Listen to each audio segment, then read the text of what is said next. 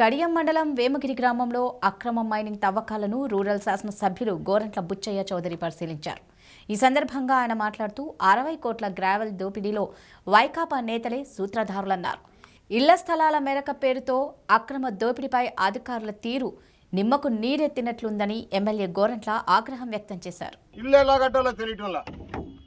20 ఎకరాల 52 సెంట్ల భూమి, ఆ పక్క 10 ఎకరాల భూమి, 30 ఎకరాల 52 సెంట్లలో భూమి ఇవాళ 40 అడుగులు కొట్టేశారు, దోసుకుపోయారు. కోట్ల రూపాయల విలువైన గ్రావెల్ని తరలించుకుపోయారు. వైఎస్ఆర్ పార్టీ నాయకులు గత 2 సంవత్సరాల్లో మొత్తం దోపిడీ చేసి ఇక్కడ ఆవాసయోగ్యంగా చేశారు.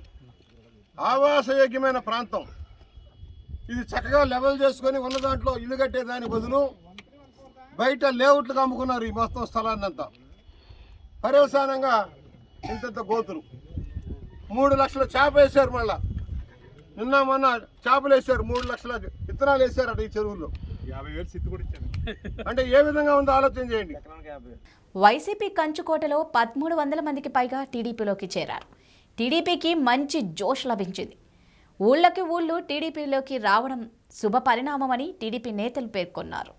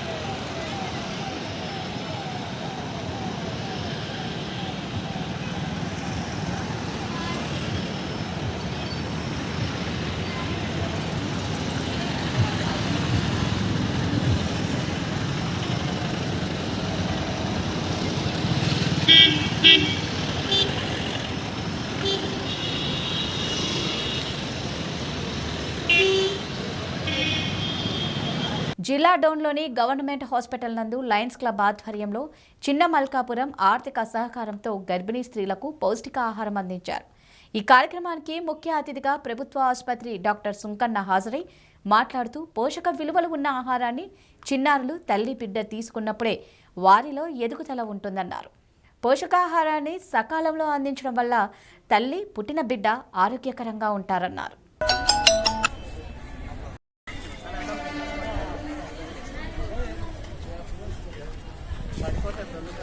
ప్రభాకర్ ఫోటోలు కొట్టుకో, నేను వీడియో తీసినాను, ఫోటో కొట్టుకో.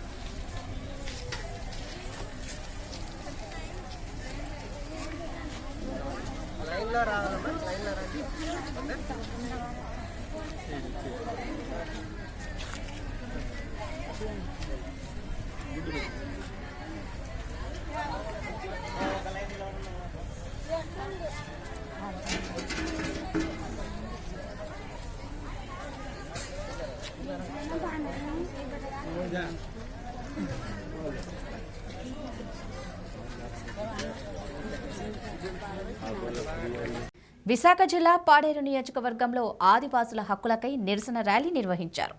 అందులో భాగంగా ఆదివాసీ గిరిజన తెగలను అంతం చేయడమే కేంద్ర రాష్ట్ర ప్రభుత్వాల లక్ష్యమా, మాన్య ప్రాంతంలో ఖనిజ సంపదను దోచుకోవడానికి కుట్రలు పన్నుతున్నారని ఆదివాసీ గిరిజన జేఈసీ నిరసన ర్యాలీలో కేంద్ర రాష్ట్ర ప్రభుత్వాలపై మండిపడ్డారు.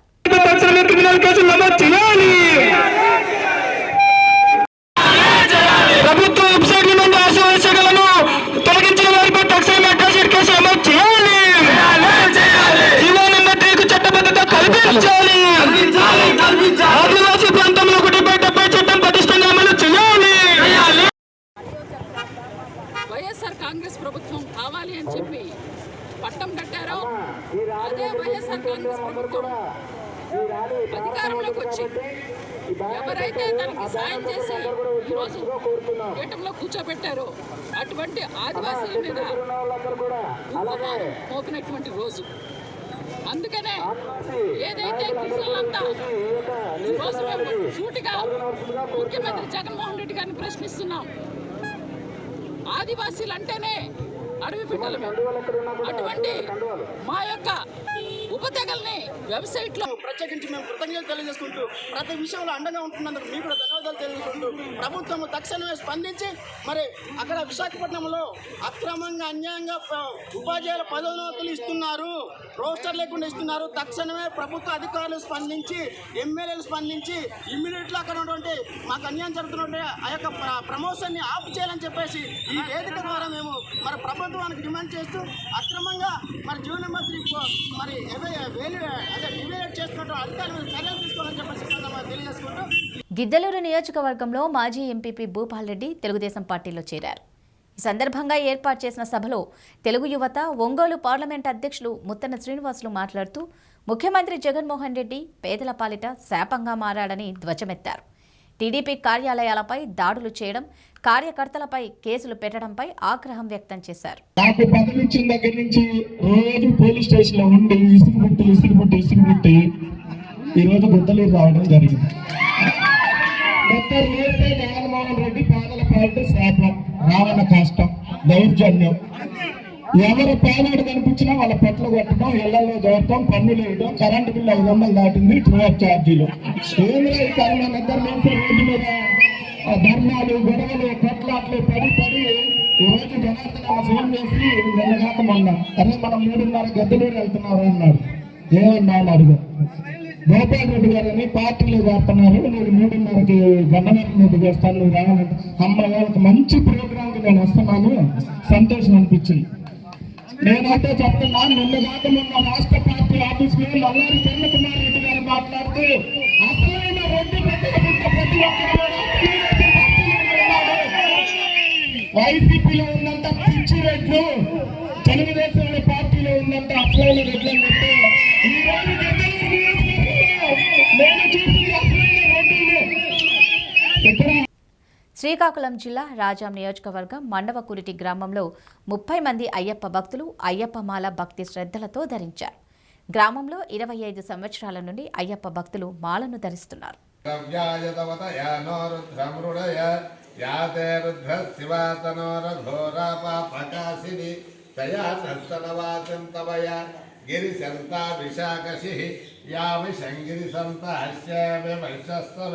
శివాంకిరిత్రాంకురుమాహికం చే పురుషం జగతు శివేన వత్సాస్వాగిరితాస్వావరామసి యదాన సర్వగౌ సుమనాసతు అస్య భోజితదివక్రో ప్రథమో దైవోభిషేక్ అహేగుస్స సర్వాంజంబయం దర్వాదయా దుధాన్యః అసౌమ్యస్తామ్రో అరుణవృచమంగళః ఏతే భాగం రుద్రామితో దీక్ష శితా సంస్కృత వేసేయండి. అయ్యప్ప స్వామి దేవతా ధ్యానం సమర్పయామి, ఆవాహనం సమర్పయామి.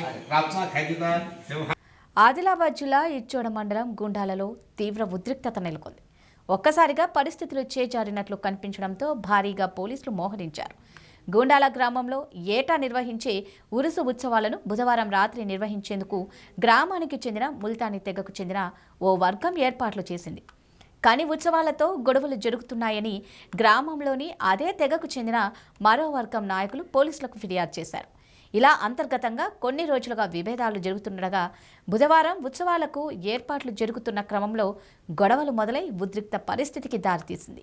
ఇరు వర్గాల మధ్య తీవ్ర ఘర్షణ చెలరేగింది. ఈ ఘటనలో 2 మృతి చెందగా 10 మందికి పైగా తీవ్ర గాయాల పాలయ్యారు. గుండాల గ్రామంలో ఈరోజు ఒకటే కమ్యూనిటీకి చెందిన 2 వర్గాలు కొట్టుకోవడం జరిగింది. ఒకరిపై ఒకరు రాళ్ళు విసురుకుంటూ దాడి చేసుకోవడం జరిగింది. ఈ దాడిలో 2 పర్సన్స్ చనిపోవడం కూడా జరిగింది. ఆ పర్సన్స్ ఆ బాడీస్ని కూడా పోస్ట్ మార్టం కొరకు గవర్నమెంట్ హాస్పిటల్కి షిఫ్ట్ చేయడం జరిగింది. అదేవిధంగా 3 ఇంజురీ కూడా అవుతే వాళ్ళని కూడా హాస్పిటల్కి చికిత్స కోసం పంపడం జరిగింది. ఈ దాడి ఇన్ఫర్మేషన్ మాకు వచ్చిన వెంటనే పోలీస్ ఫోర్సు అడిషనల్ బలగాలతో పాటు విలేజ్లో పికెట్ పాయింట్ ఏర్పాటు చేసుకొని అల్లరి ముక్కల్ని కూడా మొత్తం కూడా అండర్ కంట్రోల్ చేసుకోవడం జరిగింది. ఎవరైతే ఈ హీనియస్ క్రైమ్, ఈ డబుల్ మర్డర్కి ఇన్వాల్వ్ అయి ఉన్నారో, ఈ హౌస్ డ్యామేజెస్లో ఉన్నారో, వాళ్ళందరి మీద కూడా చాలా కఠిన చర్యలు తీసుకుంటామని చెప్పేసి తెలియజేస్తాను. మిగతా అప్డేట్స్ కూడా వచ్చిన వెంటనే మీడియాకి ప్రజెంట్ చేస్తాము. Thank you. కడప జిల్లా బద్వేలు ఉప ఎన్నిక చివరి రోజు వైసీపీ, కాంగ్రెస్, బీజేపీ కార్యకర్తల బాహాబాహి ప్రచారాలు, రోడ్ షో నిర్వహించారు. వైసీపీ మంత్రులు, ఎమ్మెల్యేలు అధికార పార్టీ బీజేపీ, కాంగ్రెస్ ప్రచారాలు ఎదురుపడటంతో సమస్య మొదలైంది. ఇరు పార్టీ కార్యకర్తలను పోలీసులు చెదరగొట్టారు.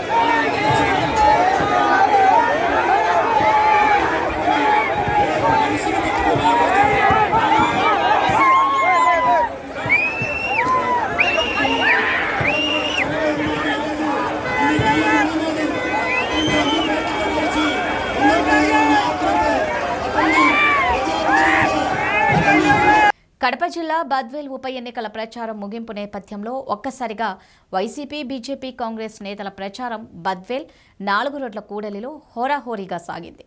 ఈ నేపథ్యంలో ఒక్కసారిగా 3 పార్టీల ప్రచార రథాలు ఎదురుపడడంతో ఎవరికి వారు కార్యకర్తలు వారి వారి పార్టీ నినాదాలతో హోరెత్తించారు. దీంతో ఒక్కసారిగా బద్వేల్లో ఏ పార్టీకి బలం ఉన్నది అనే విషయం ఎవరికీ అంతుపట్టడం లేదు. దీంతో ఏ పార్టీ జెండా విజయఢంకా మోగిస్తోందని నాయకుల్లో భయం మొదలవుతోంది.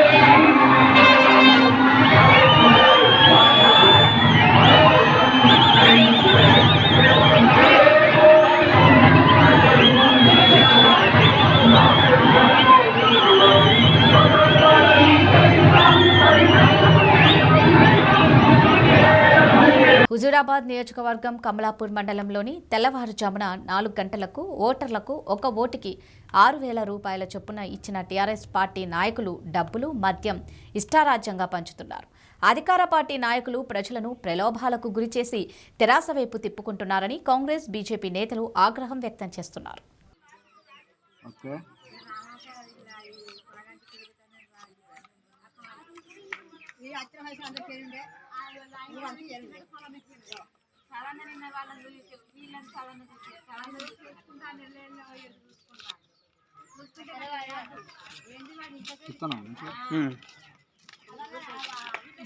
పోస్టులనే పంపిల్లు కదా.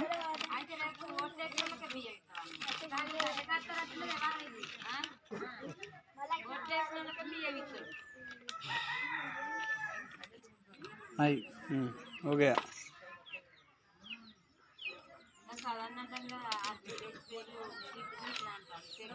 This money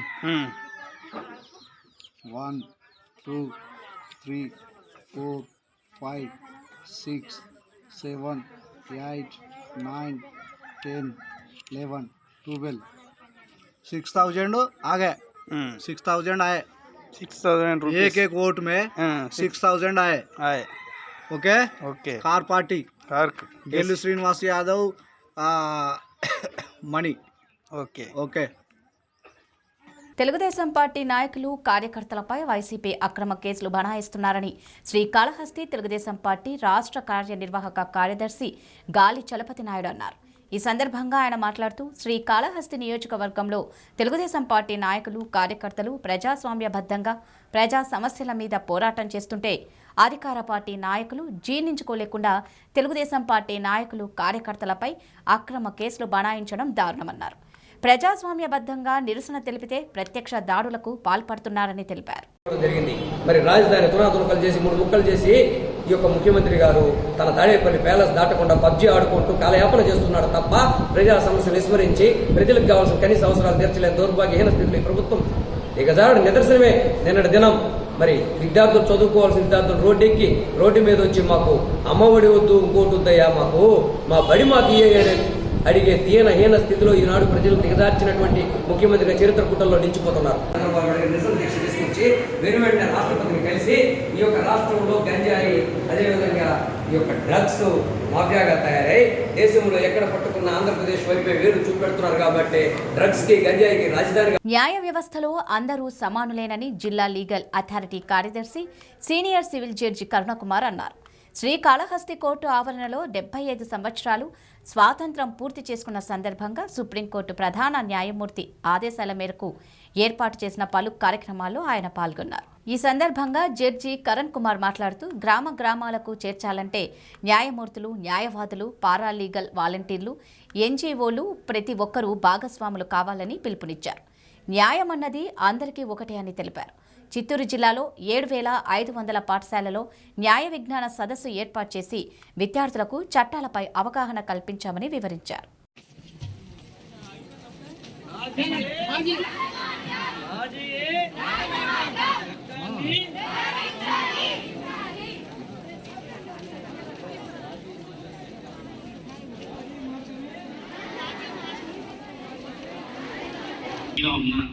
వారి యొక్క మరి కార్యక్రమాల్లో ఫస్ట్ మీరే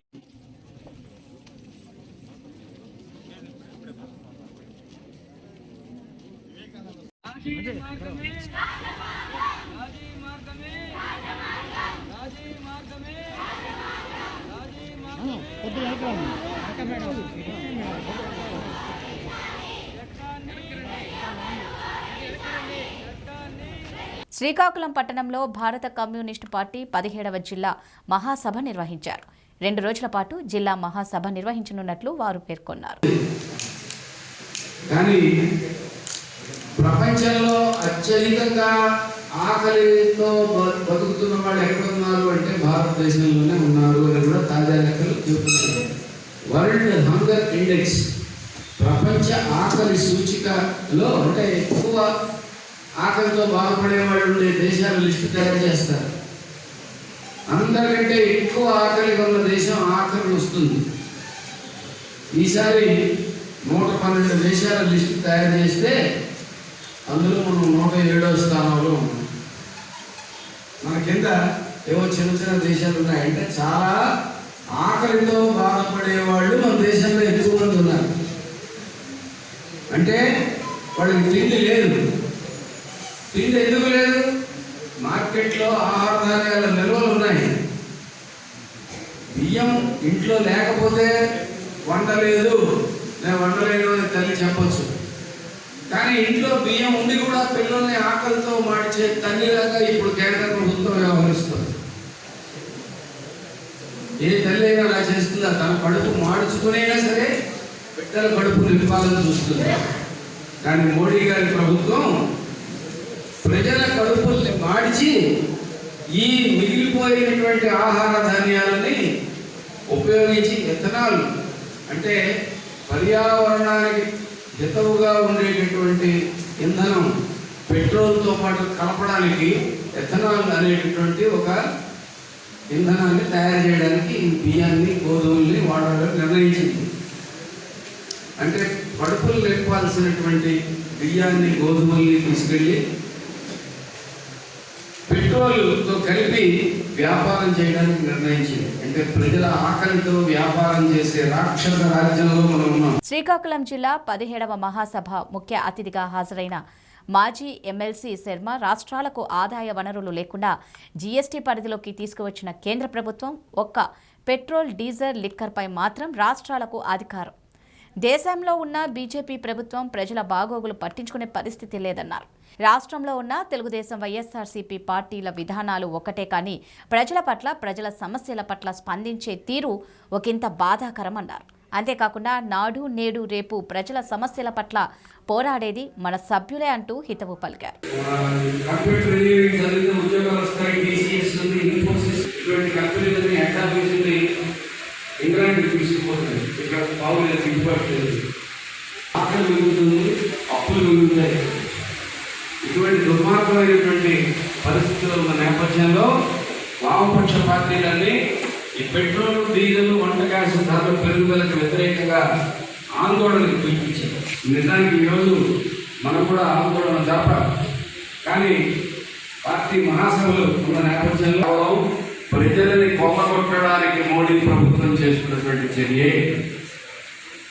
ఇప్పుడు ఎవరు తిరిగి ఏమంటున్నాడంటే, మీరు పెట్రోల్, డీజిల్ వీటన్నింటినీ జీఎస్టీ పరిధిలోకి తెచ్చేస్తే నేను పన్ను తగ్గిస్తాను. చాలామంది జీఎస్టీ పరిధిలోకి పెట్రోల్, డీజిల్ తెచ్చేస్తే వాటి ధరలు పడిపోతాయి అనేటటువంటి, తగ్గిపోతాయి అనేటువంటి ఒక అమాయకతో ఒక భ్రమ ఉంది.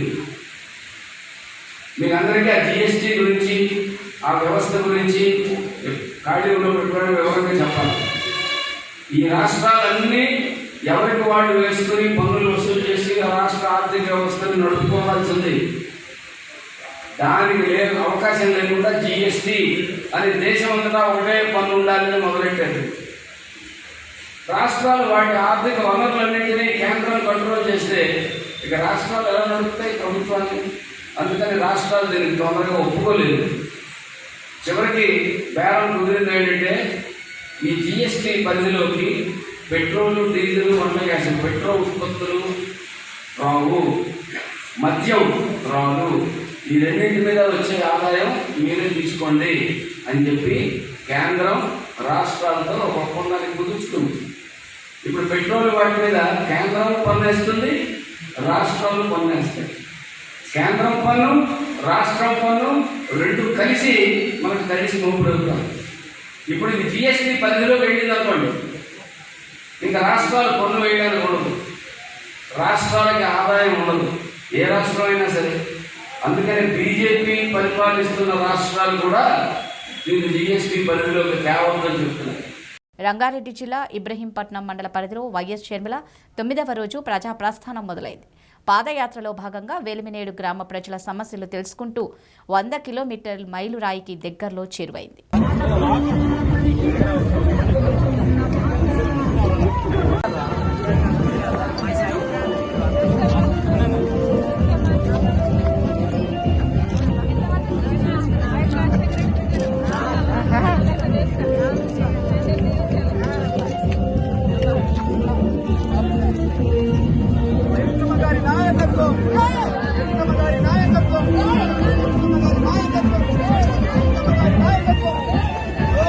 మంచిర్యాల బెల్లంపల్లి పట్టణంలో కూరగాయలు వ్యాపారుల పరిస్థితి అగమ్య గోచరంగా తయారైంది. ఒక పక్క గత 2 సంవత్సరాలుగా కరోనా వల్ల నష్టపోయిన కూరగాయల వ్యాపారులు ఇప్పుడు సింగరేణి అధికారులు, ప్రజాప్రతినిధుల వ్యవహార శైలి వల్ల ఆందోళనకు గురవుతున్నారు. బెల్లంపల్లి పట్టణంలో కూరగాయల మార్కెట్ సముదాయాన్ని ఖాళీ చేయించి నూతన కూరగాయల మార్కెట్ సముదాయాన్ని 6 నెలల్లో కట్టిస్తామని కూరగాయల వ్యాపారులను అక్కడి నుంచి వేరే చోటికి తాత్కాలికంగా మార్చడం జరిగింది. అయితే ఆ ప్రదేశం సరిపోక మరికొంతమందిని బెల్లంపల్లి పట్టణంలోని తిలక్ స్టేడియంలో తాత్కాలికంగా కూరగాయలు అమ్ముకోవడానికి అనుమతిచ్చారు. 6 నెలల్లో పూర్తి అవుతుందన్న నూతన కూరగాయల మార్కెట్ సముదాయం 2 సంవత్సరాలు గడుస్తున్నా పూర్తి కాకపోవడంతో వ్యాపారులు తిలక్ స్టేడియంలోనే కూరగాయలు అమ్ముకుంటున్నారు. ఇప్పుడు సింగరేణి అధికారులు స్టేడియంలో క్రీడల నిర్వహణ చేపడతామని చెప్పి కూరగాయల వ్యాపారులు ఖాళీ చేయాలని ఆదేశించడంతో ఎటు పోవాలో తేల్చుకోలేని పరిస్థితుల్లో కూరగాయల వ్యాపారులు తల్లడిల్లుతున్నారు. కూరగాయలు అమ్ముతున్న స్థలాలను ఖాళీ చేసేదే లేదని, దౌర్జన్యంగా ఖాళీ చేయించాలని చూస్తే పెద్ద ఎత్తున నిరసన కార్యక్రమాలు చేపడతామని వారు హెచ్చరించారు. గ్రౌండ్లో పంపిన తర్వాత కూరగాయల మార్కెట్ని కూలగొట్టి 6 నెలలు కట్టిస్తామని చెప్పి మమ్మల్ని మాతో మాట్లాడి మభ్యపెట్టి కూరగాయల పాత మార్కెట్ నుంచి మమ్మల్ని లేపిన తర్వాత ఇప్పుడు సుమారు 2 సంవత్సరాలు అవుతుంది. ఇప్పటి వరకు మార్కెట్ కట్టలేదు. మేము 1 సంవత్సరం గ్రౌండ్లో ఒక 4 నెలలు ఉన్నాం. తర్వాత బస్ స్టాండ్లో కూర్చొని ఉన్నాం ఒక 3 నెలలు. మళ్ళీ తర్వాత తీసుకొచ్చి గ్రౌండ్లో లేకుండా మళ్ళీ గ్రౌండ్లో వేసినాం. వేసిన షెడ్లు వీకిపిస్తారు. ఉన్నటువంటి మమ్మల్ని గ్రౌండ్లో వేసి షెడ్లు తీపిచ్చుడు ఏపిచ్చుడు మాకు ఇదే జరిగిపోతుంది. ఈరోజు మన సింగరేణి యొక్క పోలీసు వాళ్ళు వచ్చేసి మొత్తం షెడ్లు మొత్తం తీసేయాలని చెప్తూ ఉన్నారు. మాకు 6 నెలల్లో కట్టిస్తాన మార్కెట్ ఇప్పటి వరకు కట్టేయట్లేదు. కాంట్రాక్టర్ యొక్క నిర్లక్ష్యము, ప్రజెంట్ ఉన్నటువంటి ప్రభుత్వం యొక్క నిర్లక్ష్యం కావచ్చు. మాకైతే కట్టివ్వకుండా ఈరోజు మమ్మల్ని ఇబ్బంది పెడతా ఉన్నారు. మేము ధర్నా చేయాలనుకుంటున్నాం. కొన్ని రోజులైనా సరే మార్కెట్ బంద్ పెట్టి మేము నిరాహార దీక్ష చేయాలని మేము ఆలోచిస్తూ ఉన్నాం. కాబట్టి ఈ విషయంలో స్పందించి స్థానికంగా ఉన్నటువంటి ఎమ్మెల్యే గారైనా సరే, గవర్నమెంట్ ప్రతినిధులైనా సరే, మున్సిపాలిటీ అధికారైనా సరే తొందరగా స్పందించి మాకు కావాల్సినటువంటి ప్రాబ్లం ఏదైతే ఉందో దాన్ని సాల్వ్ చేయాలని మేము మనవి చేస్తూ ఉన్నాం. గత సంవత్సరంన్నర క్రితము మరి మార్కెట్ తీసి కొత్త కన్స్ట్రక్షన్తో నిర్మాణం చేసి ఇస్తామని చెప్పి మార్కెట్కు చెప్పడాన్ని బట్టి మేము అందరం కూడా అక్కడి నుంచి లేవడం జరిగింది. మాకు ప్రత్యేకంగా మరొక స్థలాన్ని చూపెట్టమన్నప్పుడు మరి గ్రౌండ్ను చూపెట్టారు. సో ఈరోజు మరి సింగరేణి అధికారులు కానీ సింగరేణి యాజమాన్యం వచ్చి మరి గ్రౌండ్ కూడా కాల్ చేయాలంటున్నది. సో అక్కడికి వెళ్ళాలంటేమో అక్కడ లేదు, అంటే సరిపోయేటువంటి పరిస్థితి లేదు స్థలము. ఈరోజు మరి కాంట్రాక్టర్ ఎవరైతే ఉన్నారో వారు 6 నెలల్లో కంప్లీట్ చేసి ఇస్తా అని చెప్పారు. కానీ ఇప్పటి వరకు సంవత్సరంన్నర అవుతుంది, అయినా కూడా ఎలాంటి కనీసం ప్లెంత్ బీమ్ వర్క్ కూడా జరగట్లేదు. మరి ఇంకా ఎన్ని రోజులు ఆ మార్కెట్ కన్స్ట్రక్షన్ చేస్తారో తెలియదు. సో ఇప్పుడు మా పరిస్థితి ఏంది? మేము రోడ్ల పొంటి లేదంటే ఆయా బస్తీల పొంటి మరి కూర్చొని అమ్మడం జరుగుతూ ఉంటున్నది. కాబట్టి మార్కెట్ అధికారులు అంటే ప్రభుత్వ అధికారులు కానీ లేదంటే నాయకులు కానీ స్థానిక ఎమ్మెల్యే గారు కానీ తీసుకున్నటువంటి కాంట్రాక్టర్ టీఆర్ఎస్ కాంట్రాక్టర్ కానీ పశ్చిమ గోదావరి జిల్లా నిడదవోలు పోలీస్ అమరవీరుల వారోత్సవాల సందర్భంగా జిల్లా ఎస్పీ రాహుల్ దేవ్ శర్మ ఆదేశానుసారం కొవ్వూరు డీఎస్పీ శ్రీనాథ్, నిడదవోలు సిఐ స్వామి ఆధ్వర్యంలో నిడదవోలు చాగల్లు సబిస్రగూడెం పోలీస్ స్టేషన్ సిబ్బంది ఆధ్వర్యంలో నిడదవోలు రోటరీ క్లబ్లో మెగా బ్లడ్ డొనేషన్ క్యాంప్ నిర్వహించారు.